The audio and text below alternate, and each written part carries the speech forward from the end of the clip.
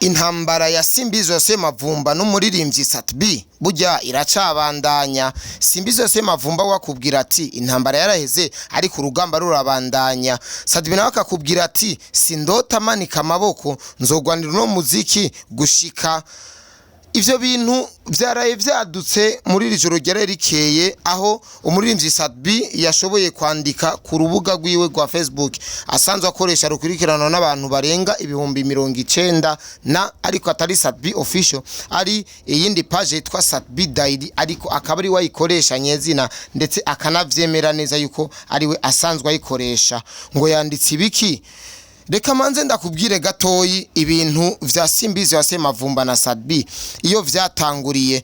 Simbizi ya SEMAVUMBA na SATB ugerageje kuraba urabona neza ko ari abantu bazinanye kuva kera cyane, aho ugerageje no kumva amajambo bavamwo urumva neza yuko bazinanye kuva kera kandi bo barasangiye akabisi nagahiye kuva kera cyane. Kanatsinda bava no mu ikomini imwe ya Kanyosha ndetse barakoranye n'ibintu byinshi cyane, kuko ugerageje kumviriza amajambo SATB aba ari karashikiriza ageza aho avuga kuri Simbizi ya SEMAVUMBA urumva neza yuko avuga nk'umuzi neza cyane. Ndetse na Simbizi ya SEMAVUMBA iyo ashatse kuvuga ijambo kuri SATB urumva neza yuko avuga nk'umuntu aba amuzi neza cyane gose kandi biteye ubwoba. Reka rero ndakubwire igitumye jewe koresha umwanya nzanga kugira tuyage ndababwire ibintu vyanzanye kuri uno munsi.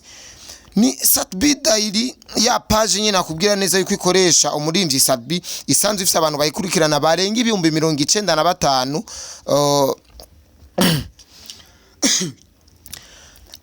ibihumbi 95 aho yanditse avuga ati ngaba abantu twatanguranye umwuga wo kuririmba biranka, baja mu mavideo biranka, ubumenyesha makuru biranka, ubu basigaye basaba ijambo abasazi bagenzi babo. Ayo majambo yajaherekejwe n'ifoto ya Simbizi ya SEMAVUMBA yari screenshot y'ikiganiro yakoze kwa Juste Gael aho benshi bita ku mukubito, aho Simbizi ya SEMAVUMBA muri ico kiganiro yashoboye gushira ukuri ahagaragara ku muvuyemwo wewe afata nk'ukuri, aravuga neza kuri SATB na Big Fizzo n'abandi baririmbyi bagiye batandukanye ndetse n'ibintu byinshi bigize uno muziki wacu wa 257. Titre y'ico kiganiro yari yanditse iti Simbizi yubahutse SATB na Big Fizzo barishe umuziki ndundi nta bwenga afise bukwiye neza. Titre y'ikiganiro nuko isanzwe ivuga ico kiganiro bakoranye na Simbizi ya SEMAVUMBA, ariko ahanini ntitwokibanda kuri titre dukurikirana amajambo nyezina abari mu kiganiro. Reka ndababwire rero commentaire zace zikurikirana iyo post SATB yanditse. SATB wenyene ya page we official yajaragira commentaire abaza ati bite mugenzi Simbizi uwo waragiye kwivuza? Ivyo bintu vyatangaje abantu benshi, kuko abantu benshi biyumviriye bati none Simbizi dukurikirana burya aragwaye mu mutwe, ntakomeye neza mu mutwe, n'umugwayi. Umuntu wa mbere yashoboye kumwishura SATB yitwa Bertrand yanditse ati SATB gusa ukuri kurajyana acara twenga. Undi nawe yitwa Konde Gang yandika ati uramuzindukiye ndake acara twenga. Undi yitwa DJ Ale yandika ati SATB nanje naheruka kumva ko agiraje kwivuza byahavuye byanka gose aribagira. Uyo ni DJ Ale yanditse uko. Undi nawe yishuye kuri iyo commentaire, kuko iyo SATB ashoboye kugira commentaire kuri page kanaka iherekezwa n'ama commentaire yandi y'amarepondre menshi cyane. Jaja Melody yanditse ati SATB raba utubarize wewe uziko yigeze kugwara naho yaragwariye acara twengana wene. Undi nawe yanditse ati jewe yambariye ko yovuze sindabitahuye neza ibintu yanditse inyandiko z'abantu bandika kuri Facebook. Abenshi ari giye usanga batize bafa kwandika gusa ivyo bandika, ariko undi nawe yitwa Fulgence nawe yanditse ati SATB oya yavuze ukuri Simbizi nubwo uvyanka nawe nacara twenga. N'undi nyene yanditse ati SATB ngo yarivuje ariko docteur yamutegetse kunwa itabi nkeka ari ryo rimuvyutse. Rero amakomantere ni menshi cyane ntitwavuga tuyaheze, ariko hariho nundi yashoboye kwishura avuga ati Simbizi yavuze ukuri gusa ukuri kwama kujyana. Undi na SATB nawe yagize ico yishura muri commentaire ya page nyene yanditse ati SATB naje muri Kongo niba vyanse mu Burundi. Ayo namwe ma commentaire menshi cyane yagiye aragaruka kuri yo post SATB yashoboye kwandika amera nk'ukoza gati mu nzuki kuri Simbizi ya SEMAVUMBA.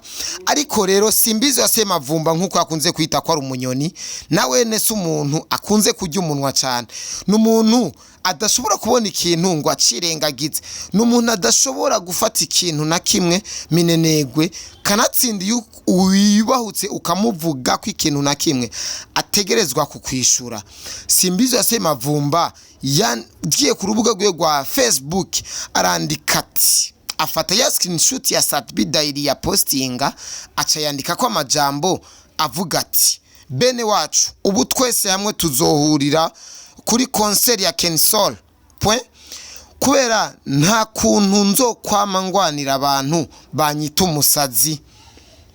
Uko niko Simbizi ya SEMAVUMBA yashoboye kwandika ku rubuga rwiwe rwa Facebook.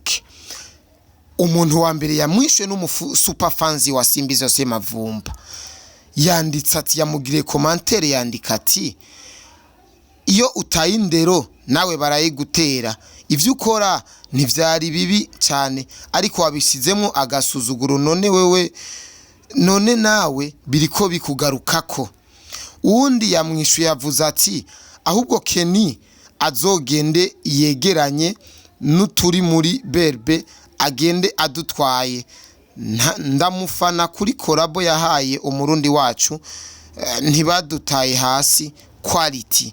Haro nundi yashoboye kwandika kuri post ya Simbizi ya SEMAVUMBA aravuga ati ivyo murimwo ni mwebwe mubizi murazi gukinisha mind zaba bakurikirana aratwenga.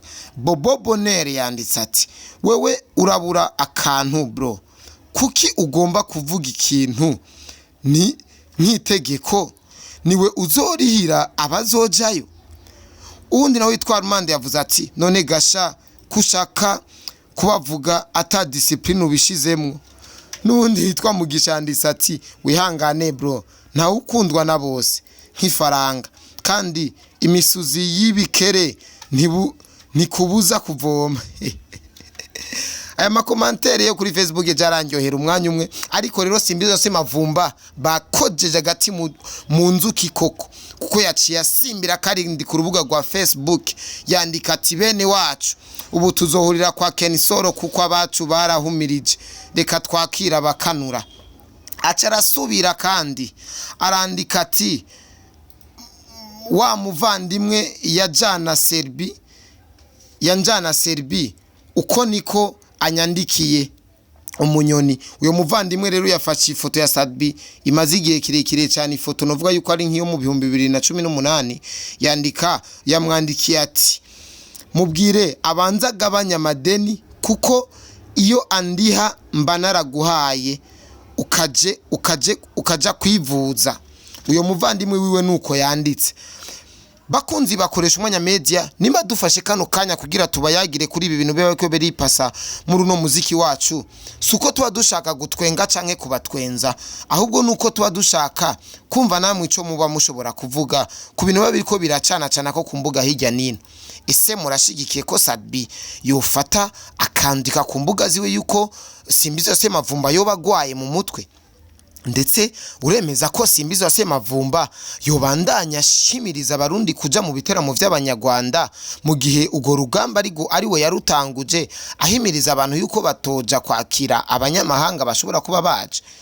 Simbizi ya SEMAVUMBA hari kiyago twashoboye kugiranira nawe gatoyi aho yafashe ari karambaza ku bintu vya Kensol turiko turayaga ndiko ndamubaza nibibazo bigiye bitandukanye kuri aya mapost yabona SATB. Simbizi ya SEMAVUMBA ijambo yashoboye kunyishura yambwiye hari audio yashoboye kundungikira kuko inyuma y'ikiyago hari audio yashoboye kandi kundungikira. Simbizi ya SEMAVUMBA yaciye afata screenshot y'amajambo twedoje kuyaga ariko atahuriye n'ikiyago twashoboye kugiranira cyane. Simbizi ya SEMAVUMBA yanditse ati nzokoresha imisore yatorotse muri team Satura mu kwakira Kensol avuye mu Rwanda, naho abambere batanguye kubarogesha amasanganya adasobanutse. Ubu uwa mbere ahejeje gutahura ko ubu urugamba ari ubwo kwereka abarundi uko bahiga inoti. Kwishavu bafise banyemereye ko bazokwifata selfie nyinshi ku kibuga c'indege Umunyoni.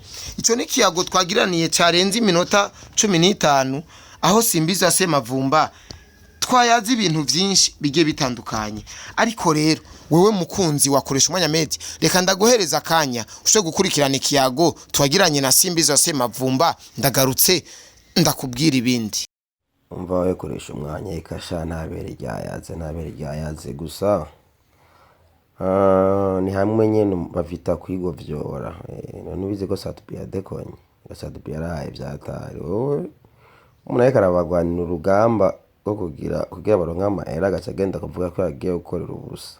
Wumva ngaho urwo rugamba rubandanya gute? Kego sindavyanse je SATB tupambanye kuva kera, vraiment kuva kera sana, kuva kera. Kandi urumva arazi neza yuko murategerezwa kurondera amafaranga.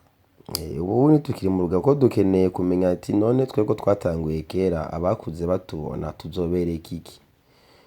None ubona yuko ubu nawe yahise nk'umu entrepreneur yahisemo kukuraba ibindi binakora yene bimusahiritse. Miziki none byanyiye mu miziki urakoresha influence yawe ugakora ibindi. Sesa niko bimeze. Yego mugabo urumva naho byogenda gute ikintu kikurimwe ntugihunga. Ejo razi hari umuntu yambwiye ati urugamba ntago ushobora guhagarika kubera ibyo bintu bikurimwo. Ntushobora kwitandukanya n'ikintu kikurimwe ntibibaho mutegeza kujana iyo muri. Nino rigwaye rishakire rigwaye murarigumana.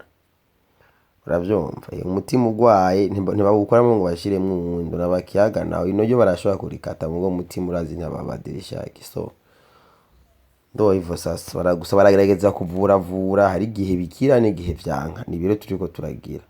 Rero namba umuziki wacu ugwaye kanseri yo mu mutwe tuzogerageza kuyivura bikeze kana poa bikikatara gusa tout simplement je hari kiganiro nigeze gukora mvuga ati abanyarwanda dukwiye kubigira ko bo baritahuye haba barakora business barakanura barabona. That is why urumva je nk'ubu franchement gendeze ugubesha yishura Kensol ntegeza ko supportinga kubera uhageze yuko umuntu agira habara abantu bafite urugamba bari barugize urugamba kumengo dufise ugwanko turanka abanyarwanda turanka iki ori kintu twashaka yuko abarundi bitahura.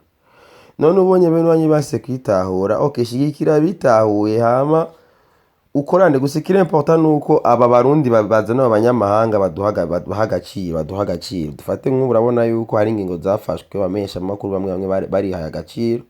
Rero n'abandi baririmbyi bihaye agaciro kuko je ndiko ndaraba nk'amafaranga abaririmbyi bazokorera kuri rya show n'agafaranga gatubutse. Yego so numva niyo mpamvu rero kandi urumva ikigira kabiri abateguye kijya giteramo cya Kensol ugirageze no kubiraba mu matohoza nagize n'abantu bamaze ko investisa amafaranga menshi mu muziki w'u Burundi.